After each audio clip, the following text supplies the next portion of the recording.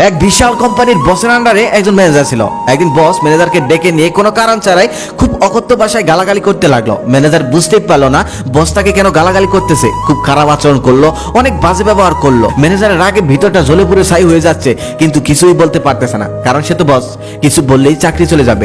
তারপর গালাগালি খাওয়ার পর ম্যানেজার বসের রুম থেকে বের হয়ে গেল। সেই ম্যানেজারের আন্ডারে ছিল আবার অনেকগুলো কর্মকর্তা। তারপর সে কর্মকর্তার কাছে গিয়ে কোনো কারণ ছাড়াই কর্মকর্তাদেরকে গালাগালি করতে লাগলো, রাগারাগি করতে লাগলো। কর্মকর্তারা বুঝতে পারলো না ম্যানেজার কেন তাদের সাথে এমন করতেছে। তবে কর্মকর্তারা ম্যানেজারকে কিছুই বলতে পারতেছে না, কারণ ম্যানেজারকে কিছু বললে তো তাদের চাকরি চলে যাবে। তারপর কর্মকর্তারা অফিস শেষ করে বাসায় যাওয়ার সময় দারোয়ানকে মারলো এক চড়। দারোয়ান কিছুই বলতে পারলো না, কারণ দারোয়ান এই অফিসের সব থেকে ছোট একজন কর্মকর্তা, কিছু বললেই তো তার চাকরি চলে যাবে। দারোয়ানের ভিতরটা রাগে জ্বলে পুরো ছাই হয়ে যাচ্ছিল।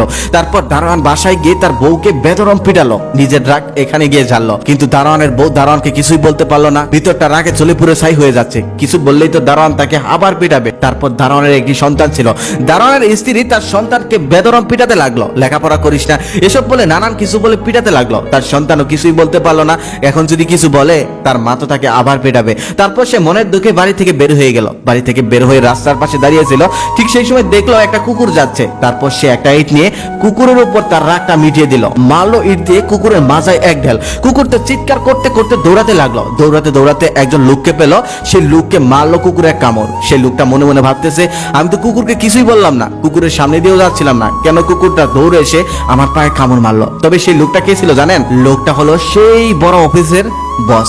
গল্পটির শিক্ষা, আপনি যদি কারো ভুল ধরতে চান তাহলে তার ভুল থাকতে হয় না, এমনি এমনি ধরা যায়। তবে আপনি যদি অকারণে কারো ভুল ধরে কারো মনে কষ্ট দেন, কারো মনে আঘাত দেন, তাহলে কোনো না কোনো দিক থেকে সেই আঘাতটা আপনার উপরে এসে পড়বে, আপনি বুঝতেই পারবেন না কেমনে আসলো বা কিভাবে আসলো। তাই ক্ষমতা পেয়ে ক্ষমতার কখনোই অপব্যবহার করবেন না, কারণ সব থেকে বড় ক্ষমতার মালিক হলো মহান আল্লাহ, আর আল্লাহ কাউকে ঠকায় না।